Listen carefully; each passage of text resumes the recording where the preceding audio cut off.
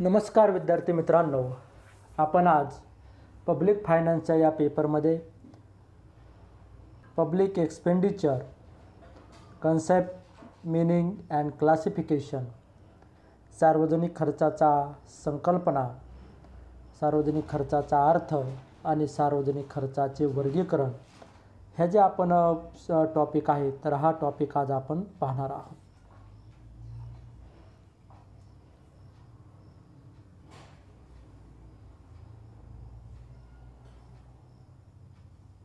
आता या युनिटमध्ये आपल्याला सार्वजनिक खर्चाच्या संदर्भात जो अभ्यास आहे तो अभ्यास करायचा आहे.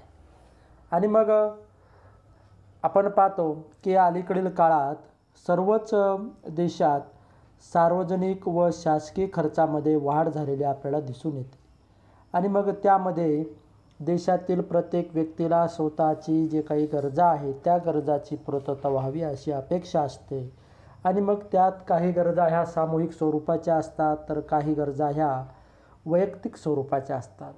आणि मग ज्या सामूहिक स्वरूपाच्या गरजा आहेत, तर त्या गरजा भागवण्यासाठी शासन जे आहे, सरकार जे आहे, तर त्या सरकार समाजाचा प्रतिनिधी म्हणून त्या गरजा पूर्ण करण्याचा प्रयत्न करते. सामूहिक गरजा ज्या आहेत त्या गरजा पूर्ण करण्याचा प्रयत्न सरकार हे आपला एक प्रतिनिधी म्हणून करते. आणि मग त्यासाठी सरकार अनेक उपक्रम राबवित असते. आणि मग त्यामध्ये सरकार आर्थिक गुंतवणूक वेळोवेळी जी आहे ती आर्थिक गुंतवणूक करते. आणि सार्वजनिक खर्चाची जी उद्दिष्टे आहे ती अनेक प्रकारची असून मग त्याचे प्रमाण हे व्यापक स्वरूपाचे झालेले आपल्याला आज दिसून येतं.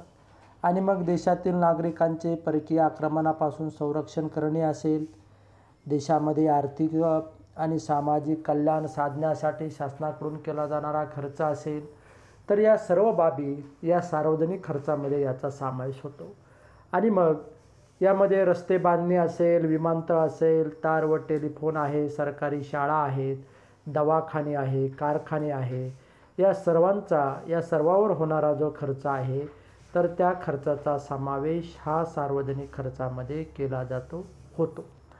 आणि मग हा जो सार्वजनिक खर्च आहे, तर आपल्याला सार्वजनिक खर्चाचा अभ्यास करत असताना आज आपल्याला जो अभ्यास करायचा तो आहे सार्वजनिक खर्चाचा अर्थ आपल्याला सुरुवातीला पाहायचा आहे. त्याच्यानंतर सार्वजनिक खर्च जो आहे, सार्वजनिक खर्चाचे जे काही उद्देश आहेत ते उद्देशसुद्धा यामध्ये आहेत. आणि नंतर सार्वजनिक खर्चाचे महत्त्व, सार्वजनिक खर्च का करायचा त्याचे काही महत्त्वसुद्धा आपल्याला अभ्यासायचे आहेत.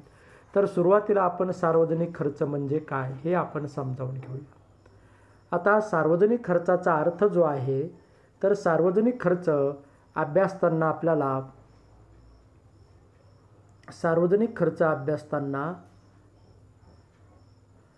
मग सार्वजनिक खर्च आणि सार्वजनिक हित या दोन गोष्टी परस्परांशी निगडीत आहेत. म्हणजे सार्वजनिक खर्च आणि सार्वजनिक हित या दोन ज्या संकल्पना आहेत त्या परस्परांशी निगडीत आहेत. आणि मग सार्वजनिक खर्च जसा वाढत जाईल त्यामधून सार्वजनिक हितसुद्धा आपल्याला मोठ्या प्रमाणावर झालेलं दिसून येतं. आणि या दोन्हीमधील जो संबंध आहे तर तो संबंध हा परस्परांशी निगडीत आहे. कल्याणकारी राज्याच्या संकल्पनेत सरकारला सामूहिक हिताची काळजी घ्यावी लागते. आणि मग सामूहिक हित जे आहे तर हे सामूहिक हित साध्य करण्यासाठी सरकार मोठ्या प्रमाणावर वेगवेगळ्या योजनांमधून, वेगवेगळ्या जे काही प्रकल्प आहेत, वेगवेगळे कार्यक्रम आहेत, प्रोग्राम आहेत, तर त्यामधून सार्वजनिक ज्याला आपण हित म्हणतो, सामूहिक हित जो आहे तर सामूहिक हित साधण्याचा प्रयत्न करते.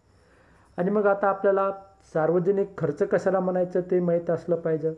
तर यामध्ये पहिली व्याख्या आहे की जो खर्च एकूण समाजाच्या हिताचा विचार करून केला जातो अशा स्वरूपाचा खर्च म्हणजे सार्वजनिक खर्च होय.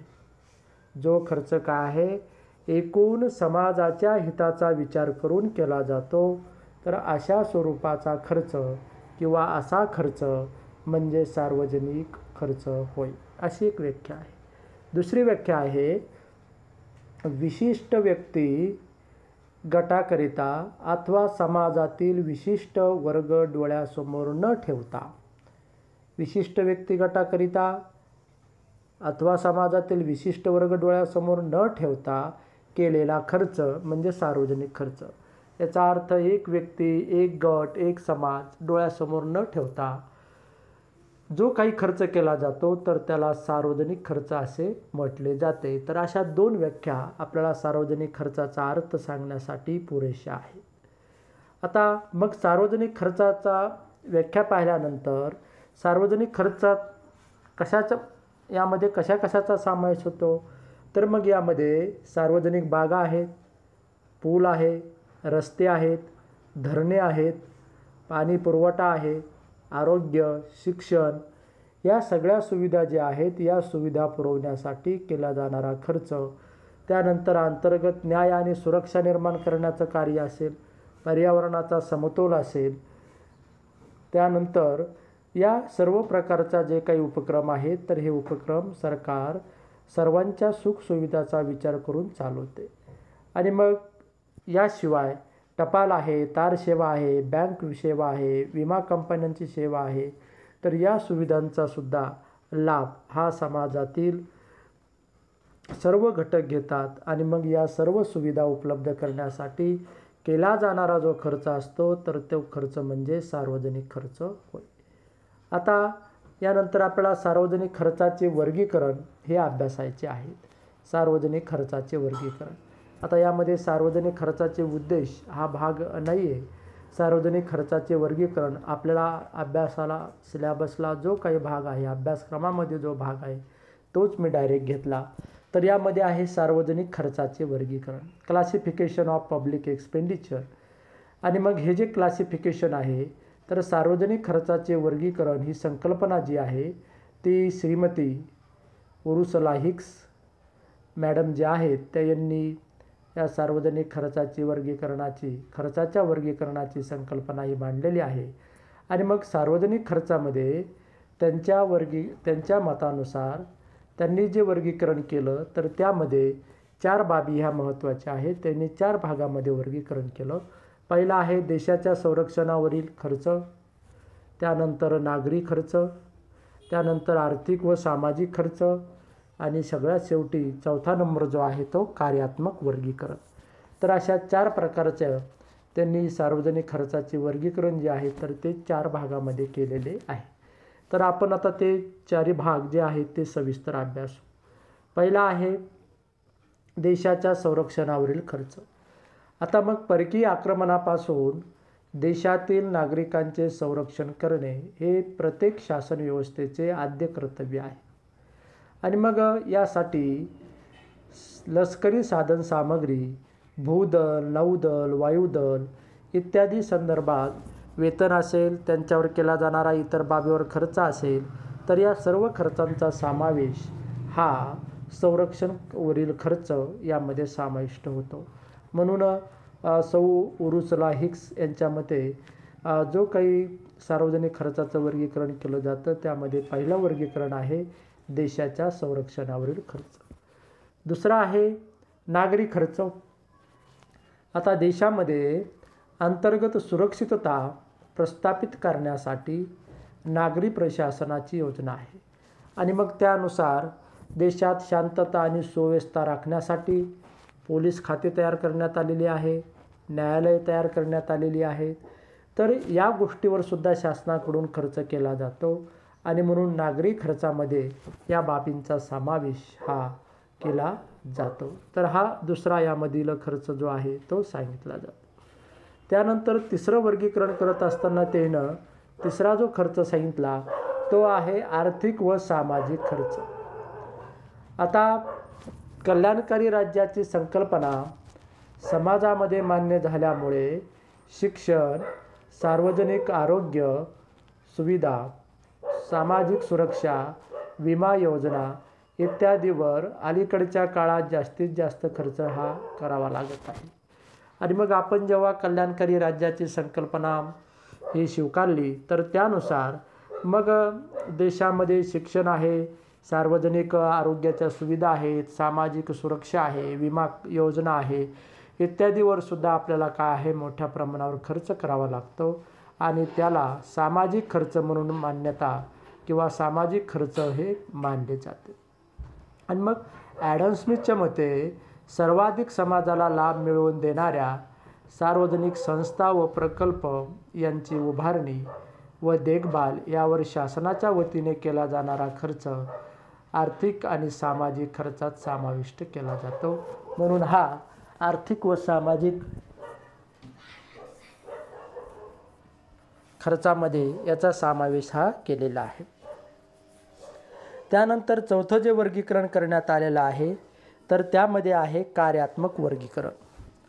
आता शासकीय खर्चाच्या कार्यानुसार केलेल्या वर्गीकरणास कार्यात्मक वर्गीकरण असे म्हटले जाते. कार्यात्मक वर्गीकरण म्हणजे काय की शासकीय खर्चाच्या कार्यानुसार केलेले वर्गीकरण त्याला कार्यात्मक वर्गीकरण असे म्हणतात. आणि मग त्या कार्यात्मक वर्गीकरणामध्ये कशाचा समावेश आहे, त्यामध्ये राष्ट्रीय सुरक्षा आहे, राष्ट्रामधील अनेक विविध घडामोडी आहेत, सार्वजनिक सेवा व कल्याण आहे, कामगारांचे कल्याण विषयक आहे, शेती व्यवसायाच्या संदर्भामध्ये त्याच्याविषयक काही खर्च आहे, त्यानंतर नैसर्गिक साधन सामग्री आहे, व्यापार व गृहनिर्माण विषयक, व्याज विषयक, सामान्य प्रशासनासंबंध इत्यादीचा जो काही समावेश आहे तर तो कार्यात्मक वर्गीकरणामध्ये त्याचा समावेश करण्यात येतो. आणि मग अशा प्रकारे कार्यात्मक वर्गीकरण केल्यामुळे अंदाजपत्रकामधील जे खर्चाचे व्यवस्थित आकलन हे आपल्याला होते आणि नागरिकाकडून कर रूपाने मिळालेला महसूल शासन कोणकोणत्या कारणासाठी खर्च करते याचे चांगल्या रीतीने आकलन होण्यासाठी कार्यात्मक वर्गीकरण हे महत्त्वाचे आणि उपयोगी आहे. म्हणून कार्यात्मक वर्गीकरण हे आपल्याला अतिशय महत्त्वाचं आहे. आणि सौ उरुसुला हिक्स मॅडम यांनी हे जे 4 वर्गीकरण केलेले आहे त्यामध्ये एक कार्यात्मक वर्गीकरण हा एक त्यातलाच भाग आहे. आता अशाच प्रकारे शासकीय खर्चाचे उत्पादक खर्च, अनुत्पादक खर्च, योजनावरील खर्च, योजनाबाहेरील खर्च इत्यादी प्रकारे सुद्धा वर्गीकरण केलेले आढळून येते. आणि मध्यवर्ती शासनाने म्हणजे आपल्या देशामध्ये केंद्र शासनाने 1987-88च्या अंदाजपत्रकापासून शासकीय खर्चाचे वर्गीकरण करण्यासाठी नवीन पद्धतीचा अवलंब केला. आणि त्यानुसार शासकीय खर्चाचे जे काही वर्गीकरण आहे तर ते वर्गीकरण नियोजन खर्च आणि बिगर नियोजन खर्च असे 2 गटामध्ये केलेले आहे. आता यामध्ये नियोजन किंवा अंतर्गत जो खर्च आहे तर त्यामध्ये कशाचा समावेश होतो ते आपण पाहूया. आता नियोजन आणि आता हे जे 2 वर्गीकरण केलेले आहे हे मध्यवर्ती शासनाने 87-88 या अंदाजपत्रकापासून या वर्षापासून केलेले आहे. केंद्र सरकारने तयार केलेल्या विविध योजनांवर केला जाणारा खर्च यामध्ये समाविष्ट असतो. कशामध्ये? नियोजन खर्चामध्ये. नियोजन खर्चाला दुसरं नाव आहे योजना खर्च. त्यालाच आपण इंग्रजीमध्ये प्लॅन एक्सपेंडिचर असं म्हणतो. आणि मग केंद्र सरकारने ज्या काही तयार केलेल्या विविध योजना असतात तर या योजनावर केला जाणारा खर्चाचा समावेश हा नियोजन अंतर्गत खर्च किंवा योजना खर्चामध्ये केला जातो. आणि मग केंद्र सरकारने शेती सुधारणा असेल, ग्रामविकास असेल, जलसिंचन, पूरनियंत्रण, ऊर्जा व उद्योग, त्यानंतर वाहतूक व दळणवळण, विज्ञान, तंत्रज्ञान, सामाजिक सुधारणा, पर्यावरण समतोल इत्यादी गोष्टी संदर्भात केलेल्या ज्या काही योजना असतील तर या योजनावर होणाऱ्या खर्चाचा समावेश हा नियोजन खर्च किंवा योजना खर्चामध्ये याचा समावेश केला जातो. आणि याशिवाय विविध राज्य सरकारांनी केलेल्या सुद्धा योजना असतील तर त्या योजनावर केल्या जाणारा खर्चाचा काही भाग मदत म्हणून केंद्र शासनाकडून देण्यात येतो. आणि तसेच केंद्रशासित जे प्रदेश आहेत तर त्या केंद्रशासित प्रदेशांना दिली जाणारी मदत या गोष्टी देखील योजना अंतर्गत खर्चामध्ये त्यांचा समावेश हा केला जातो. म्हणजे योजना खर्च ज्या काय आहेत, योजना खर्च कशाला म्हणायचं थोडक्यात की केंद्र सरकारने तयार केलेल्या विविध योजनावर केला जाणारा खर्च म्हणजे योजना खर्च. आणि मग या योजना खर्चामध्ये या सर्व बाबींचा समावेश आपल्याला केलेला दिसून येतो. त्यानंतर आहे बिगर नियोजन किंवा त्यालाच आपण योजनेतर खर्च असं म्हणतो. आणि बिगर नियोजन खर्च जो आहे, तर बिगर नियोजन खर्च किंवा योजनेतर खर्च याला इंग्रजीमध्ये नॉन प्लॅन एक्सपेंडिचर असं म्हणतात.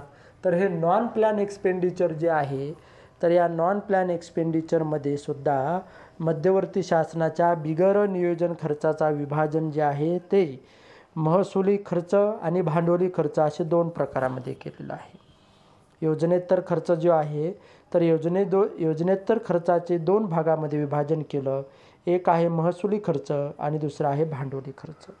तर सुरुवातीला आपण योजनेतर महसुली खर्च याचा अभ्यास करूया. योजनेतर महसुली खर्च. आता योजनेतर महसुली खर्च जो आहे, तर यामध्ये मग कशा समावेश होतो योजनेतर महसुली खर्चामध्ये? मग यामध्ये जो समावेश आहे तो आहे संरक्षणाचा महसुली खर्च, मुख्य सवलती, इतर सवलती, त्यानंतर इतर सामान्य खर्च, सामाजिक सुविधा, आर्थिक सुविधा, सोयीसुविधा तर इत्यादीचा समावेश हा योजनेतर महसुली खर्चामध्ये करण्यात येतो. म्हणून याला जो आहे तर हा योजनेतर खर्च आहे, परंतु तो महसुली योजनेतर खर्च आहे. त्यानंतर योजनेतर भांडवली खर्च हा सुद्धा महत्त्वाचा आहे. आता योजनेतर भांडवली खर्च जो आहे, तर योजनेतर भांडवली खर्चामध्ये संरक्षणावर केला जाणारा भांडवली खर्च असेल, शासकीय प्रकल्पांना देण्यात येणारे कर्ज असेल, घटक राज्य सरकारे आहेत, केंद्रशासित प्रदेश, इतर प्रदेशांना जी काही कर्जे दिली जातात त्या कर्जांचा समावेशसुद्धा या भांडवली खर्चामध्ये होतो. परंतु हा कोणता भांडवली खर्च आहे, तर योजनेतर भांडवली खर्च. म्हणून योजनेतर खर्चाचे 2 भाग आहेत. एक आहे योजनेतर महसुली खर्च आणि दुसरा आहे योजनेतर भांडवली खर्च. तर अशा प्रकारे जे काही सार्वजनिक खर्चाचे वर्गीकरण आहे ते सार्वजनिक खर्चाचे वर्गीकरण आपण अभ्यासलं. आता यामध्ये आपण काय अभ्यासलं हे महत्त्वाचं आहे. आता उर्सुला हिक्स यांनी 4 प्रकार सांगितले, ते 4 प्रकार महत्त्वाचे आहेत. आणि त्याच्यानंतर योजना खर्च आणि योजनेतर खर्च हे मध्यवर्ती शासनाने 1987-88 पासून जे काही अंदाजपत्रक अर्थसंकल्प सादर केला, तर त्यामध्ये केलेले हे वर्गीकरण आहे.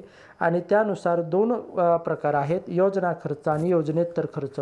आता योजना खर्चामध्ये प्रकार नाही, परंतु योजनेतर खर्चामध्ये पुन्हा 2 उपप्रकार आहेत, एक महसुली खर्च आणि दुसरा भांडवली खर्च. तर अशा पद्धतीने हे सार्वजनिक खर्चाचं जे वर्गीकरण आहे ते वर्गीकरण करण्यात येते. आता यानंतर एक प्रश्न दिलेला आहे की सार्वजनिक खर्च म्हणजे काय आणि सार्वजनिक खर्चाचे वर्गीकरण स्पष्ट करा. आणि मागील व्हिडिओ लेक्चर तुम्हाला पाहायचा असेल तर या निळ्या अक्षरावर तुम्ही क्लिक केल्यानंतर तुम्हाला मागील व्हिडिओ लेक्चरसुद्धा पाहता येईल. यामध्ये काही अडचणी असतील, समस्या असतील तर त्या आपण क्लासरूमच्या कमेंट बॉक्समध्ये नोंदवा, त्या सोडवण्याचा प्रयत्न केला जाईल. थँक्यू.